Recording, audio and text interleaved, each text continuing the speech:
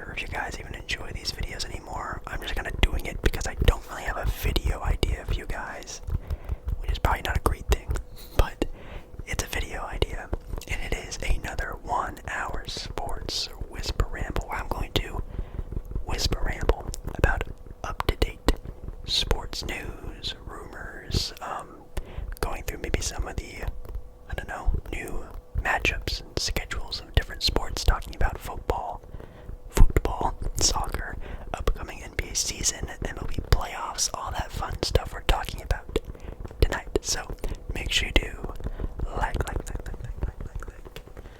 the video. If you do like the video, it obviously really helps out the channel so much. When people like you, help out and support by just clicking the like button. It does so much for everything. So thank you so much for that. Subscribing to the channel is also a good idea. We're almost at 40,000 subscribers, which is absolutely insane. Leave a comment down below some up-to-date things about maybe your favorite sports teams, maybe some other things you want me to talk about in upcoming sports whisper rambles, or just any ASMR video ideas. I'm struggling right now to think of video ideas, so I appreciate it so much. So I guess it's time we get started.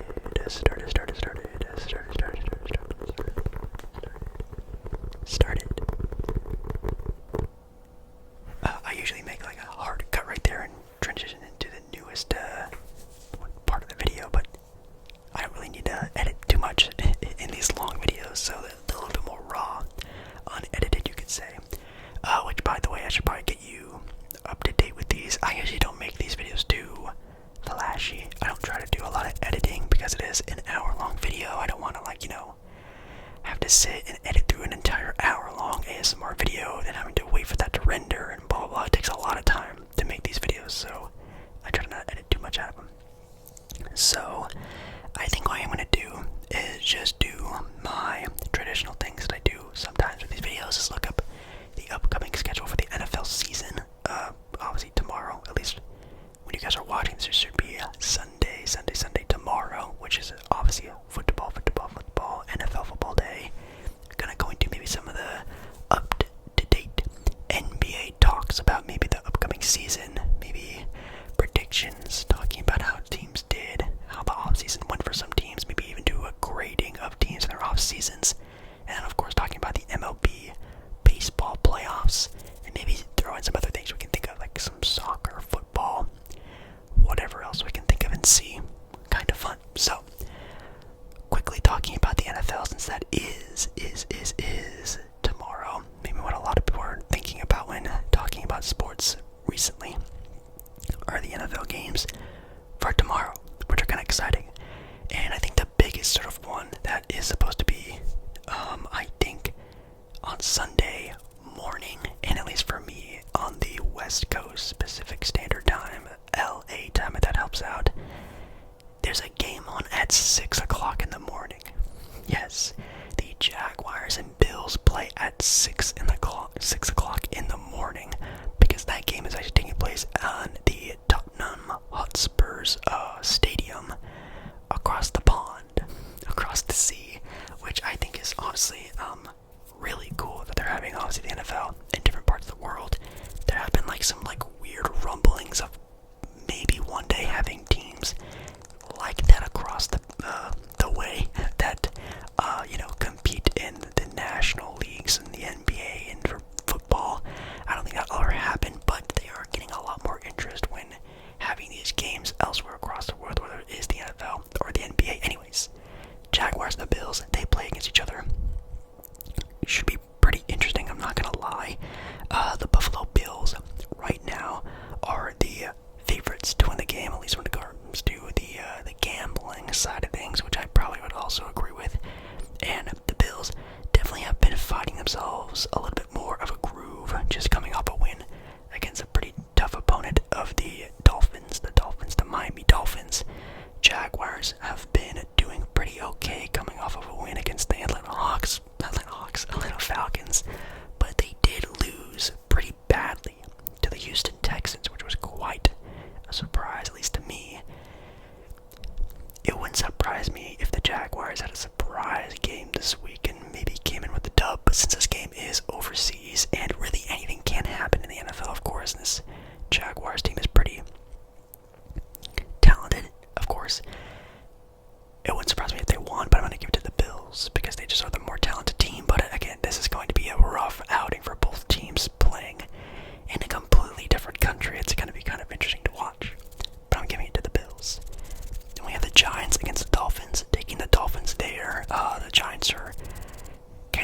weeks right now, 1-3 currently in the NFL season, with the Dolphins 3-1, probably one of the top tier teams in the NFL. Now, of course, the Dolphins defense, I guess, has been struggling a little bit. At least that's what I've been hearing on, the NFL Network, ESPN, looking all that stuff up. But I'm still gonna give it to the Dolphins. The Panthers against the Lions. Panthers are currently right now 0-4. It's definitely not looking too great for the Panthers so far. They've had some pretty tough matchups, though, to be completely honest. But so far, Bryce Young has been okay.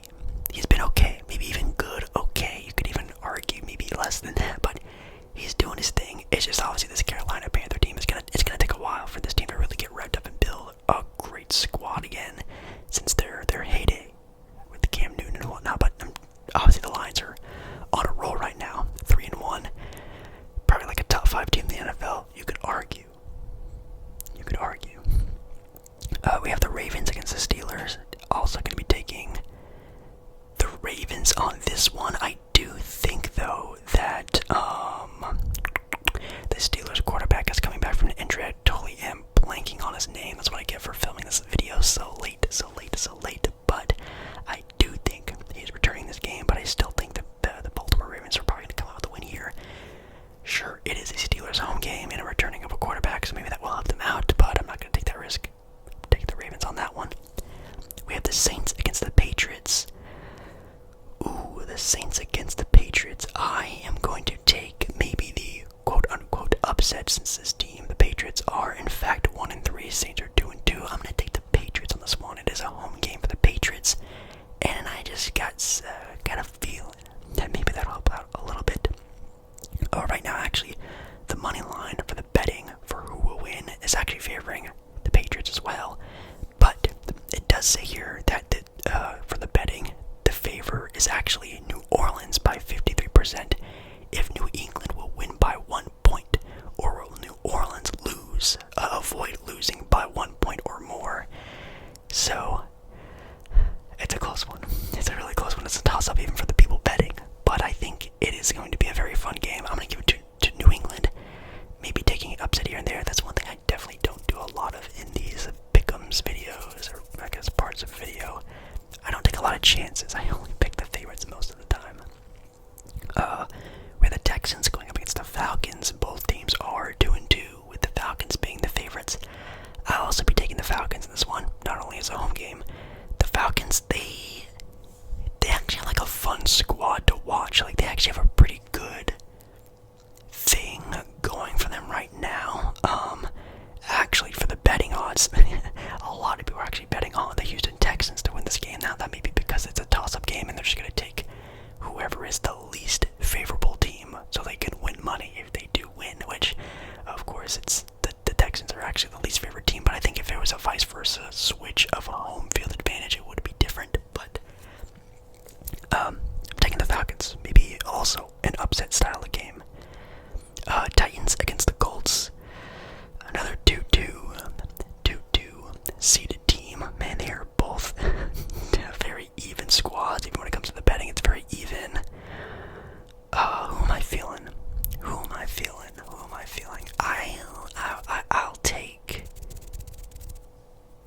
I'll take the Tennessee Titans. I'll take another upset from an away team going into Indianapolis, taking the dub. Jake Baller. Why?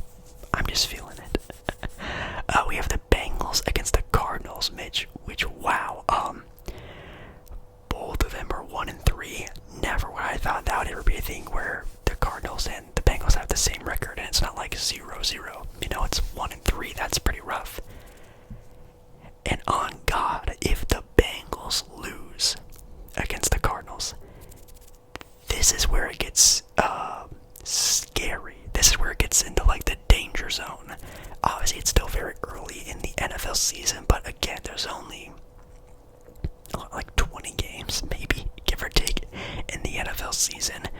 Already about 5 games in. So that's for some teams or some sporting leagues, that's not a lot of a sample size, 5 games, but this is going to be the 5th game, going to the 6th game. We're almost halfway through October already.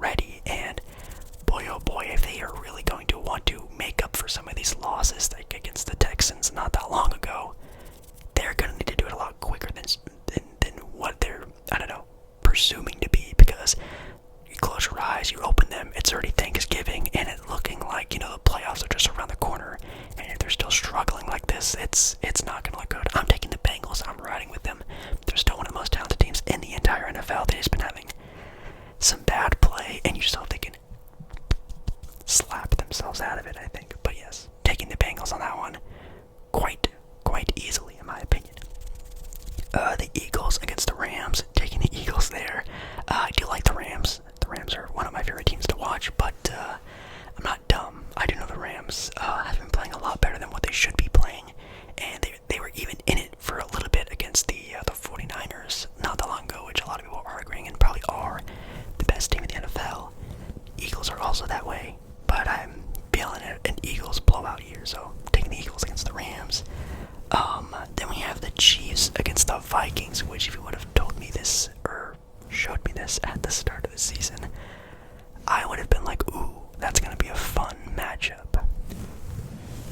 Not really anymore. The Vikings are actually right now 1-3, which we've seen a little bit of controversy in the locker room, and I think some headlines on Twitter I've seen of, you know, one star player in Justin Jefferson kind of getting a little on edge about how his team is playing and that they need a little bit more effort, energy, oomph from some players on the team. But they did pick up their first victory last week against the Carolina Panthers, one of the worst teams, if not the worst team in the NFL, and then going up against the defending NFL champs this week. I'm taking the L on that one. Kansas City Chiefs are winning that game for sure. We have the Jets against the Broncos, two very mid teams. I'm not gonna lie there. Denver is actually favored in this matchup, which does not surprise me whatsoever, since obviously Jets have been losing a couple players here and there. I do think actually the Broncos just ended up trading someone on their roster not that long ago. Not sure how that's going to affect anything about them. I think I'm going to take the Jets. I'm going to take the Jets on this one. I don't know why. Let me actually check the betting. Am I stupid for this? A lot of people are actually also picking the Jets to win this game as well. I don't feel that stupid. It's actually 84% who will win this game going to the Jets. Okay, I'll take that. And then probably, actually most definitely, the NFL game of the week. Maybe even the best game of the season so far. We'll have to see. It's the Cowboys going up against the 49ers. That is the Sunday night game. And boy, oh boy, is it going to be a fun one. God, can I even pick a winner on this one? Well, the Cowboys right now are 3-1. The 49ers, like I already stated, are probably the best team in the NFL currently, just play-wise, at 4-0, 4-4-4-0. And it's going to be quite interesting, this matchup. The Dallas Cowboys did end up losing to the Arizona Cardinals a couple weeks ago, but then they obliterated the New England Patriots in their last game. Oh man, the Dallas Cowboys. For the San Francisco 49ers, they ended up beating the Giants and then the Arizona Cardinals in their last two matchups recently. So two easy wins there. Now going up against, I don't want to call them a true contender, but definitely a playoff team in the Dallas Cowboys, at least talent-wise. And, you know, I think I am going to be doing what everyone else is thinking. I think the 49ers are going to win this game. It is a home 49er game as well. And, you know, I think the Dallas Cowboys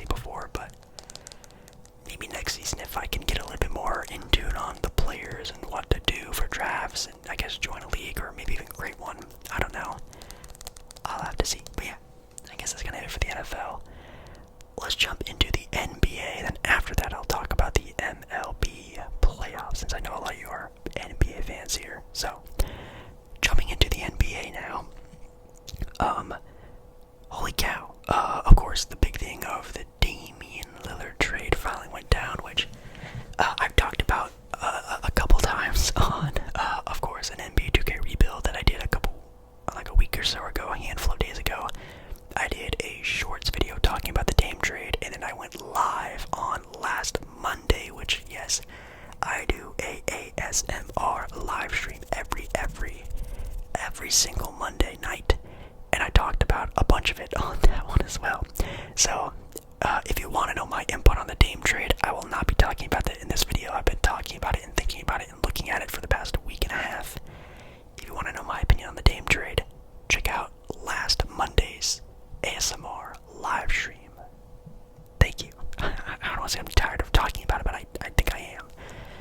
But that definitely has turned a lot of heads on who really is or are some of the top teams in the NBA, which we're going to take a look at some of the teams' early ranking for power rankings. So before the season starts, power rankings, and also the grades of the official offseason coming to a close of NBA teams. So the summer training camp has started for, I think, every single team, and even some preseason games have been going on, which let's actually take a look at some of the NBA preseason games.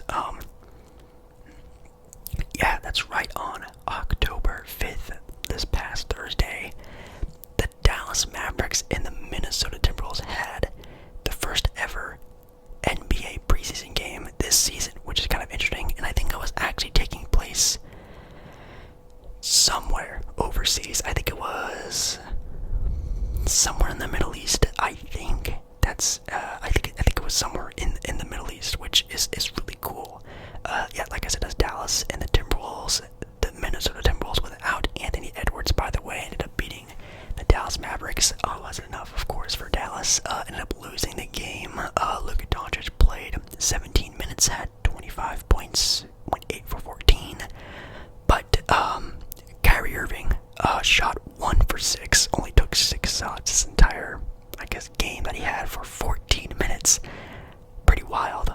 And it looks like the Dallas Mavericks starting lineup, maybe for next season, could potentially be featuring 2 rookies. He has a team that's trying to win now, according to a lot of sources, since Luka Doncic has seemed to have put a lot of pressure on Mark Cuban in the front office to get in some help. They tried to do it with Kyrie Irving. At least they re-signed Kyrie Irving, but is that really going to be the best fit next to Luka? In my opinion, no, it's not, but they're giving it another go. But Omax, Prosper, and Derek Lively in the starting lineup, they're trusting 2 rookies to have in the starting lineup on a trying to contend team with a, hopeful MVP race guy in Luka Doncic. Oh boy, this could get very ugly for Dallas. I'm hoping those guys can develop very well, but even in this preseason game for Dallas, Omax Prosper had 18 minutes, Derek Lively 15 minutes. Guys off the bench like Jaden Hardy, Josh Green, even Dwight Powell had just as many minutes as these starter rookies. In my opinion, if you're starting these rookies, let these boys run them for 25, 30 minutes in the preseason. If you're really trying to expect these rookies to be starter level quality guys, you gotta get them as much playing time as possible, even if it is preseason play. That's just my opinion. Anyways, already first preseason game already played. I think today when this goes live, the Timberwolves will play the Dallas Mavericks again, but also the Lakers will be playing the Golden State Warriors, which I don't know if any of the guys are playing, like LeBron and AD, Steph, and blah blah blah. But you could see guys like Jonathan Kuminga play for the Warriors. Maybe you get Austin Reeves in a Laker uniform up and running. I have no idea if they're actually going to be playing their big dogs, but if they do, that's really sick. If not, expect guys like Jonathan Kuminga and Moses Moody to get a lot of play, which I'll still be watching. Anyways, like I stated, we have a couple of things to talk about, and I think the first one we'll talk about, which one makes more sense to do first?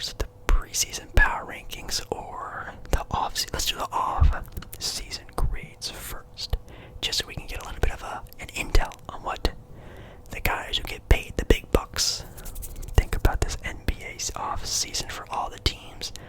I am actually really interested to see how they feel about what these teams did. So, let's start. For the Atlanta Hawks, they gave the Atlanta Hawks for their offseason a grade of a C-. Yes, with key additions like Wesley Matthews and Patty Mills. I actually did not know that. That's quite interesting. But losing guys like John Collins, that's a pretty interesting one. I think they traded him to Utah for a handful of things here and there, but yeah, that's pretty mid. I'm not gonna lie, with a team that still is betting on their core guys that they made it to the conference finals with not that long ago. I still think that team needs a big change up. I don't think DeJounte Murray being your second best player is going to do anything when you have Trae Young on the team, when Trae Young is an offense in himself. That team needs to scoot some more people out, create a good package for a star next to Trae Young, in my opinion. It's not going to do it with Capella and DeJounte Murray. It's just not. It's just a bunch of mid. But I like DeJounte a lot. For the Boston Celtics, they get a grade of an A. Of course, it's a grade of an A. They got Drew Holiday and Kristaps Porzingis for their crazy already starting lineup, which is going to be insane. I even really like their rookie in Jordan Walsh, just a hard-nosed defender. Played for, I think, Arkansas, which I watched a lot of this past year, and that is as close to almost like a perfect offseason as you can get. But I think, of course, you could also argue it being like a B-, B+, because they're losing Marcus Smart, Grant Williams, Robert Williams, Malcolm Brogdon, who are four key rotation players. And one of the major reasons of the success of the Boston Celtics is the fact that they're as loaded as they were for depth, losing four veteran players that were in that finals run with them. I don't know if Malcolm Brogdon was, but that's kind of rough. I guess you can say you replaced them with Drew Holiday and Kristaps, and you hope to God Jordan Walsh can be some sort of playable rookie at some point in time in the NBA season. We could be seeing the Boston Celtics being the best team in the East, or seeing them maybe bottoming out in the regular season, but being super dominant and top heavy when the playoffs roll around, which is maybe what the Boston Celtics are looking for. They don't care where they rank. They just want a nice, solid, 7-8 man rotation, and when the playoffs come, when that's most important, we'll see how good they are. Next up, we have the Brooklyn Nets, getting a grade of a C+. Also, I agree, they didn't really do anything. They did draft Noah Clowney, and Tariq Whitehead, who are two really high upside rookies, and they still have McHale. They didn't make any trades. They still have Jordan Clark, Nicholas Claxton, who definitely is a player that has a lot of upside. So this team could either be a playoff team, battling for a play-in spot, or be one of the worst teams in the East. We'll have to see a full season of Mikal Bridges being the best player on an NBA team. Last season he did pretty good at the end of the year. For the Charlotte Hornets, they get a grade of a D. Oh my god. They did nothing. They also just added in Brandon Miller to their squad. Now, technically, they are bringing back Miles Bridges, which I guess is an addition, which it's still surprising that dude is going to play NBA basketball again, but whatever. But I guess they did not really like the drafting of Brandon Miller and even Nick Smith Jr., who is also a guard when they already have a bunch of guards on their team. Maybe also not the best drafting scenario there for the Charlotte Hornets. Brandon Miller's going to have a lot on his shoulder. The biggest chip in the NBA maybe goes to Brandon Miller. He's going to have to show people that he was the right pick at number 2. For the Chicago Bulls, they get a grade also of a D+. Not doing anything for their team, just signing Javon Carter because they did obviously lose Lonzo Ball to injury. They also lost Patrick Beverley as well, which is kind of rough. They did add Torrey Craig, who's a decent veteran, but on this team it doesn't really matter. A lot of people were begging for the Chicago Bulls to finally pull the plug and start their rebuild, trade either Zach or DeMar DeRozan, and it didn't happen. So this team is just still going to be the same old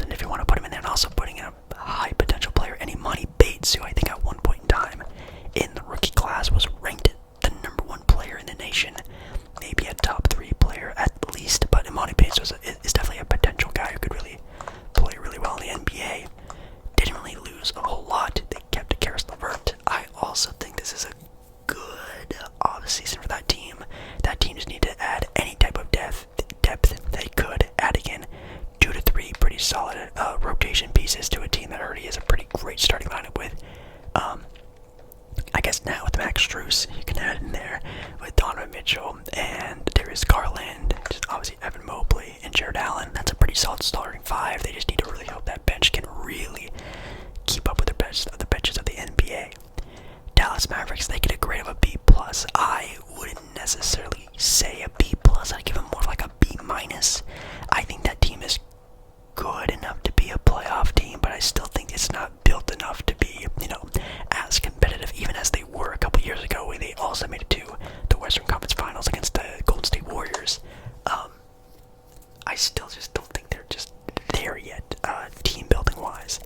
They did add, of course, like we talked about, Grant Williams, Rashard Holmes, who's a vet, Seth Curry, vet, Derrick Jones Jr.'s a vet, could maybe do something there. And then they're really preying on the upside of guys like Derek Lively and Omax Prosper to really do something, because I'm guessing it looks like they're going to be looking for these guys to be the starting, wing and center of their team, which it's a lot to ask for these rookies, but we're going to have to see. I still don't know if this team is really, whenever I predict my NBA standings for the end of the year, I have no idea where I'm putting the Dallas Mavericks, no idea. For the Denver Nuggets, the NBA champions, they have them as a C-, which is pretty wild. Justin Holiday is their really only big time, I guess, player that they're going to get in this championship, I guess, rerun. They're going to try to go back-to-back, which losing Bruce Brown is going to kill this team, I think. I think this team last year was good, of course. They won the title. They weren't really deep, but had good role players. But, even losing one of their role players, like a guy even like Bruce Brown, is really going to show a lot in Denver next season. And, I think they're still going to be good. Obviously, you have to call them a title contender, but, you could really be seeing Denver not even make it to, the Western Conference Finals next season. We'll have to see. For the Detroit Pistons, getting an offseason grade of an A-. I'm not sure if I agree with that. They didn't really add too many pieces besides getting, obviously, their rookie Asar Thompson, who, again, for fit, doesn't make a lot of sense. I guess Asar, they're going to make a forward in today's NBA. He's only really used to playing the guard role, having the ball in his hand, and being sort of like a bigger point guard, but this team already has a bigger point guard on the team in Cade Cunningham, so they're going to slot him into the three, having two ball-dominant players on the court at the same time. Then you also have Jaden Ivey, who kind of needs the ball in his hand a lot because he's not a good shooter at all. This team is interesting. Their front court depth is insanely deep, so that's a good thing, but an A- for an offseason, I wouldn't give him that. If anything, they drafted good, but, getting Joe Harris and Monte Morris is not going to be like, oh my god, it's going to change the Pistons' outcome this season. Golden State Warriors, grade of a B+. I'll agree with that. Obviously, getting Chris Paul, Darius Sarge. I guess you could even say Corey Joseph and Rudy Gay, sort of as just off the deep end vets that can be coming off the bench potentially sometime this season is okay, but they got rid of Jordan Poole, the problem of the Warriors last season, and plugging in Chris Paul, which, I'm really interested to see how he's going to play, because apparently he might be starting. Crazy. Houston Rockets, they get a grade of an A- with key additions, of course, of Fred VanVleet, Dylan Brooks, who are sort of the big two memes of the NBA offseason. Both those guys getting absolute crazy bags to play on this team that desperately needed veteran leadership, and now they probably have more than what they needed for veteran leadership, even adding guys like Reggie Bullock, Jeff Green, Aaron Holiday. Like, they have a lot of, good vets who could probably be playing elsewhere, but then also adding in some crazy rookies like Amen Thompson and Cam Whitmore, two super duper stupidly high upside players in the NBA for the years to come. And this could either be a really good start for something for Houston, or there's still going to be a complete laughing stock. But I think they're actually going to be a competitive team.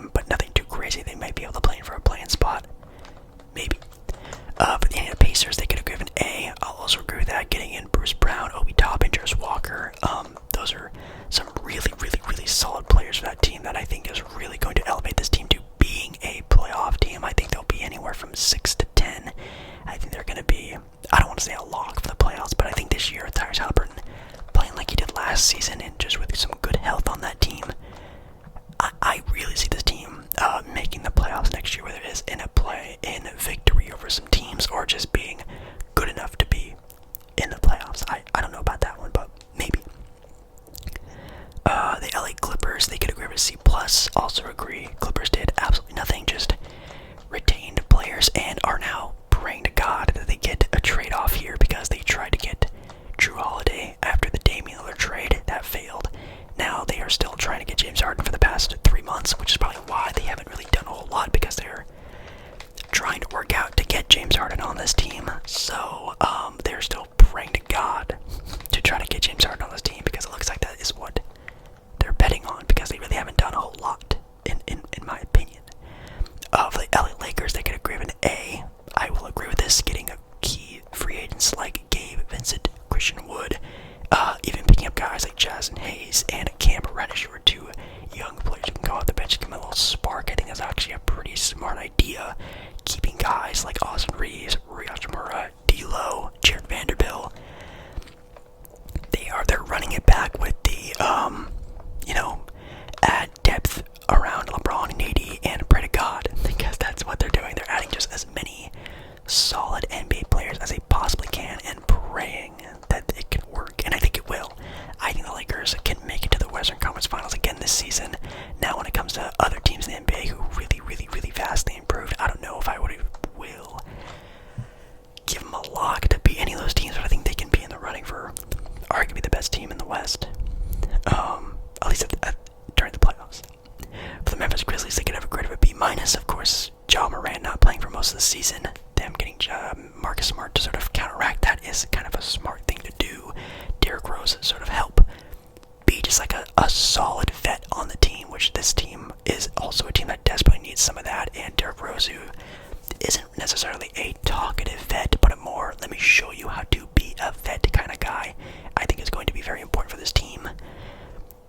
Not bad. I still think they're going to be like a top 5 seed in the West, but I don't think they're going to be as dominant as they've been in years past. The Miami Heat get a grade of an F. Oh my God, they get a grade of an F. I think that's the first F of the article, which is wild. Key additions of Josh Richardson and their rookie in Jaime Jaquez. Yeah, I mean, that team was betting on getting Dame, or just even betting on getting a superstar, getting Bradley Beal, getting Dame, getting Drew Holiday, potentially getting Giannis if they can get him. They were just betting on getting a trade, and that didn't happen. And now Giannis has his star with Dame and Drew Holiday's in Boston, a rival team, and it looks like they're getting nothing. So this team is really going to have to show out again this regular season, because if people are forgetting, which it seems like everyone has forgotten, this Miami team in the regular season was so mid. It was even at some points a bad basketball team at some points,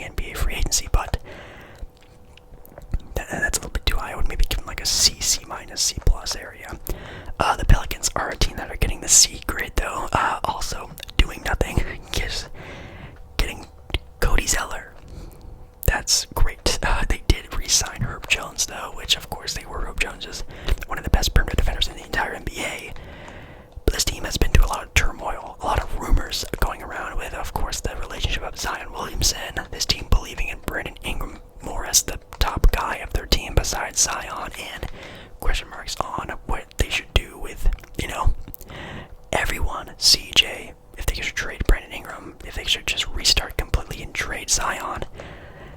That team is it's scary for that team.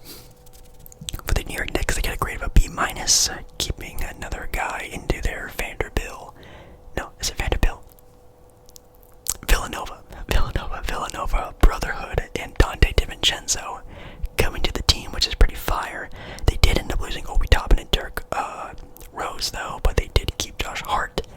Yeah, I think a B, pretty average, above average offseason. I do think, though, the Knicks are.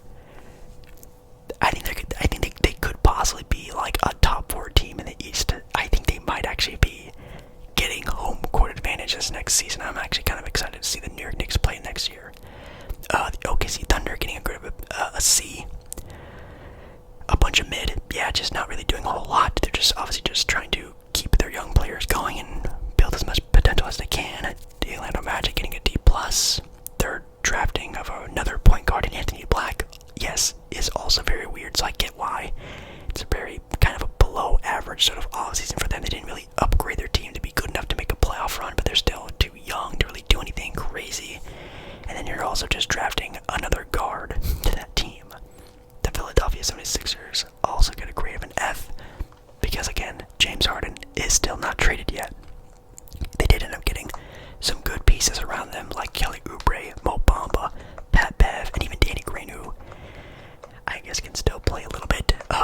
So, yeah, if James Harden stays, I think the team is a contender. If he does get traded to the Clippers for like a Terrence Mann and a second or 2 first-round picks, I think that Philadelphia team is going to be in some deep trouble. They're gonna have to pray to God that Tyrese Maxey becomes James Harden 2.0, which maybe he will. Who knows? We'll have to see. But that team without James Harden, or even just another real all-star superstar next to Joel Embiid, it's gonna hurt, and I think it's gonna push maybe Joel Embiid to ask out in the next year or two. If that does happen, we'll have to see. The Phoenix Suns, grade of an A-. God, getting guys like Bradley Beal, Eric Gordon, Nas, Little, Yusuf Nurkic, Keita, I think is how you pronounce it, Bates Diop, Grayson Allen, Yuta Watanabe, Drew Eubanks, Bol, Keon Johnson. Just a bunch of role players against a bunch of, all-star Hall of Fame players like guys like Kevin Durant, Devin Booker, and then you also just have a great player in Bradley Beal coming along. Wow, this team got super top-heavy, adding in Bradley Beal, but also gained even more assets with replacing DeAndre Ayton for Yusuf Nurkic. That's kind of a toss-up of a trade. You can have your opinions, but my opinion being obviously a Portland fan, watching Yusuf Nurkic play, he either looks like a top 10, maybe even at some points a top 5 center in the NBA, or you absolutely cannot play him, which you could also argue is the same conversation for DeAndre Ayton. Looks like a top 5, top 10 center, but sometimes you just don't want to play him at all. It's kind of a toss-up there. But this team is deep. This team is deep now, and they are top-heavy. So they are a deep, top-heavy NBA team. It's smelling like a NBA title coming to the Phoenix Suns locker room. For the Portland Trailblazers, they get a grade of an A+, which I think is, in fact, the highest grade we have seen so far. A perfect off-season, I guess.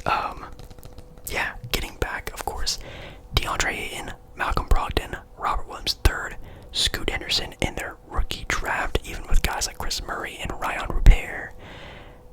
Interesting. Now, do I think it's an A+? No. I obviously hate the fact that Dame is leaving. Obviously, a lot of people are praising the general manager of Joe Cronin, which people are forgetting. The only reason why Joe Cronin was in the position to be trading Dame away for this great package is because he sucked so bad at building a contender around Dame. So badly that Dame had to ask out for a trade. So, people forget about the beginning and just look at what's happening right now. It's whatever, though. I think it was a good it's better than an okay trade, but it's not like a good trade or a great trade. I think it's an okay trade.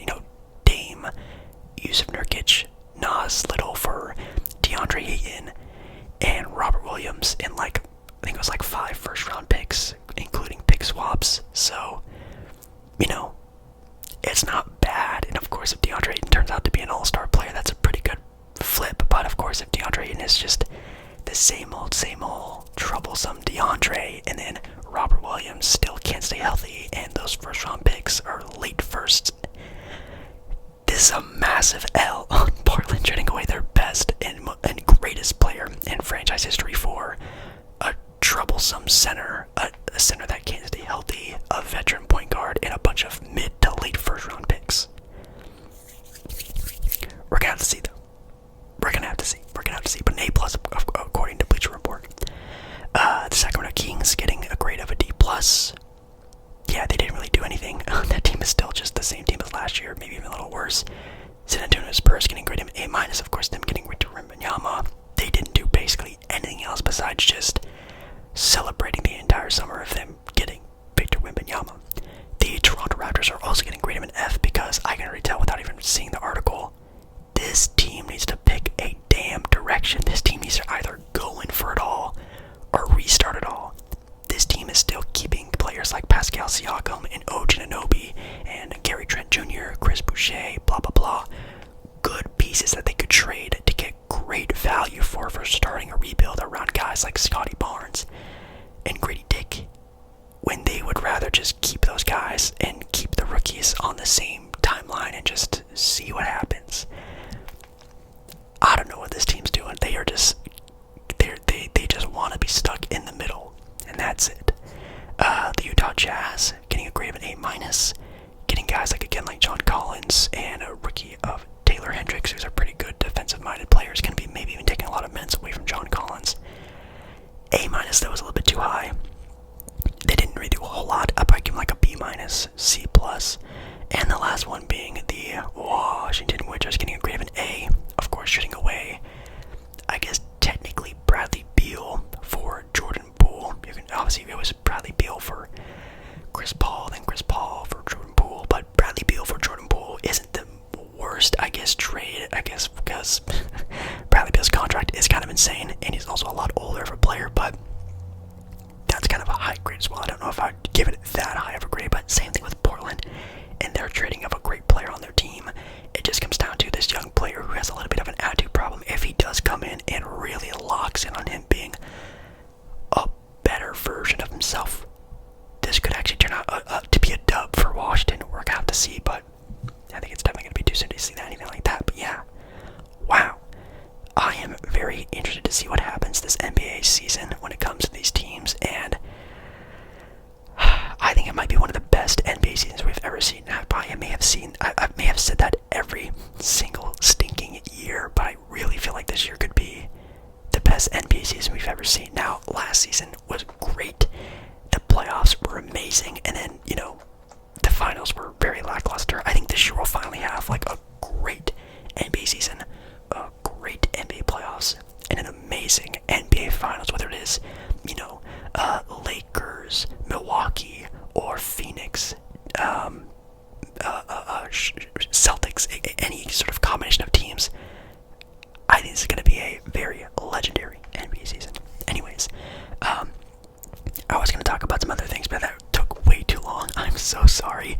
I did want to talk a little bit about the NBA, preseason power rankings. As of right now, they have the worst team in the NBA being predicted as the Washington Wizards, the Charlotte Hornets, the Detroit Pistons, and the Portland Trail Blazers as your worst teams in the NBA for next year.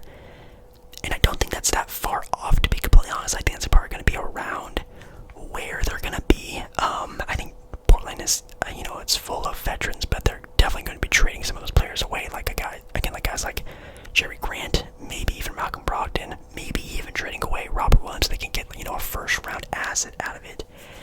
That team could be selling very quickly. We'll have to see. And as for their top teams for their power rankings, the S-tier teams they have here, it's S-tier teams. They have at 4, well, I'll do a top 5. At 5, the LA Lakers. At 4, the Phoenix Suns. At 3, the Milwaukee Bucks. At 2, the Boston Celtics. And at number 1, they still have the defending NBA champion, Denver Nuggets. I don't think I would say that. I think Denver, for me, would be pushed down a little bit just because as they only did just get worse last season. This last offseason, they lost one of the best role players in the entire NBA, and Bruce Brown, and didn't really do anything much else. They didn't sign like any ring chasers. They didn't really do anything to improve anyone. They just sort of are running it back, but with less pieces from last season, which is kind of weird. In my opinion, Milwaukee and Boston are, in my opinion, the toss-up for the best teams in the NBA. They're deep and top-heavy. They have some of the best players in the entire NBA, all NBA caliber talent when it comes to Jason Tatum and Jaylen Brown, Damian Lillard and Giannis, but also deep enough teams to where you can say they can go on a good long playoff run because of their depth. Then, of course, they have a team like the Phoenix Suns who are kind of the same way. And I think even, yes, the LA Lakers pick around as a top 5 team, at least talent-wise, does make sense. Now, are the Lakers going to be, a number 2, 3 seed in the NBA Western Conference? Absolutely not. They're too old for that. But I still think when the playoffs come around, the rotations tighten up to about an 8-man rotation. This team is really going to show out to be a very tough outing for any team in the West. Now, very, very quickly, sorry, a lot of NBA whisper rambling. We have the MLB playoffs with teams like I guess I'll just give you an updated bracket. There were teams like the Blue Jays going up against the Minnesota Twins, the Texans taking on the Tampa Bay Rays, the Diamondbacks taking on the Milwaukee Brewers, the Marlins taking on the Philadelphia Phillies, that's their name, which are quite interesting. And then you're throwing teams in there from their buys of the Orioles and the Atlanta Braves. Also of course, Dodgers and the Astros, who are still 2 of the top teams in their respective conferences. Now, we had the Twins make it past the Blue Jays. We had the Texans making it past the Tampa Bay Rays. The Diamondbacks beating the Brewers, which in my opinion was quite surprising, and the Phillies beating the Marlins. So we currently have matchups of the Twins and the Astros. I'm picking the Astros to win that one. The Texans to be playing the Orioles. Even though this is the Orioles' first sort of steps in becoming a good team in the MLB again, which I don't know, God, when that was the last time anyone has ever spoken those words. They are the number 1 seed, and I respect that. I'm making them move on also to the ALC title game. And then with the Diamondbacks and the Dodgers, of course, I'm taking the Dodgers there. I think they are just more ready set on long playoff runs. Diamondbacks are, again, an up-and-coming team, just getting used to being a really good team. Braves against the Phillies. The Phillies could definitely be making an upset here, so do not be sleeping on the Phillies on this matchup. But I am taking the Braves on this one. So I have the Astros against the Orioles, the Dodgers against the Braves, and I'm taking the upset on both of them. I'm going to be picking the Astros to play, again, the Dodgers into the MLB World Series, which should be a lot of fun. The Astros and the Dodgers. And if you're asking me, Jacob Ball or ASMR, who do you think is going to be winning the MLB playoffs, the World Series, the title? I think I'm picking the LA Dodgers. I've picked the Dodgers pretty much the entire season. I just still think they are just the best team put together. I still think they are top heavy enough and deep enough to win it all. And I don't see any sort of way or reason why, in my opinion, that they wouldn't, unless I'm forgetting some injuries or just not paying too much attention, which I'm really not that much. I'm picking the Dodgers to win it all. Now, I think the Phillies are a very interesting sort of underdog in this entire storyline. Of course, the Braves, who I think had the best record in the entire MLB, could of course just carry that onward all the way to the title. Or of course, just the dominance of this era that the Houston Astros are in right now, I think could carry them into having a complete takeover and winning, yes, another World Series. But in my opinion, Dodgers, Astros, Philly Braves, and then you can add in the Texans, the Orioles after that. But I think definitely the National League, in my opinion, will probably most likely take it all this year. Maybe the Astros can pull it off, but in my opinion, Dodgers, Phillies, Braves, those are my teams. I think that are going to be the most likely. Besides, obviously, the Astros are going to be in the title game or title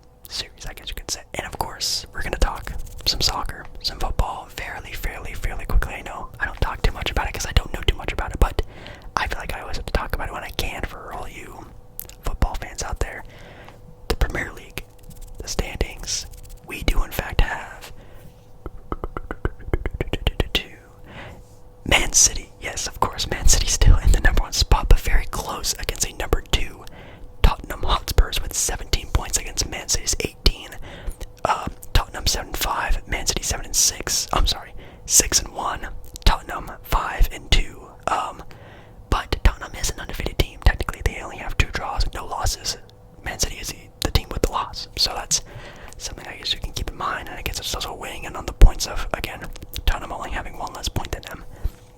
Then you have a team in Arsenal in 3rd, Liverpool in 4th, which are maybe surprising since I think Liverpool last year kind of struggled a lot, and obviously Arsenal last season being the #1 team for a pretty long time, then dropping pretty far down. Looks like they're battling to try to keep their top spot this year. And at the bottom of the barrel, you have teams like United. Is that Sheffield United? Maybe, I don't know. Bournemouth and Burnley, with teams in the middle like Chelsea being 11th, Crystal Palace being 9th, Man United being 10th. Yeah, pretty average, I'm not gonna lie. When it comes to any important games, Tottenham actually does play today. As you guys are watching, I'm pretty sure it's gonna be over in Denver with the Red Raiders. So maybe even technically in this live video, as you're watching this, Tottenham could be the Tottenham Hotspurs could be the #1 team in the Premier League, which is actually pretty exciting. Because Man City doesn't play today, so we could be seeing a new team being #1. I've always liked the Tottenham Hotspurs. That was actually one of the first teams that were ever recommended for me to watch, I guess, to be a fan of, which, no, I don't have a favorite club. I don't have one. But when I was asking people for teams to look out for, players to look out for, and even took a test to see what team I should be a fan of, Tottenham was that team. So I guess I can slightly say if they are the #1 team in the Premier League, I'll maybe start rooting for them. We'll have to see. But that's definitely pretty exciting, I'm not gonna lie.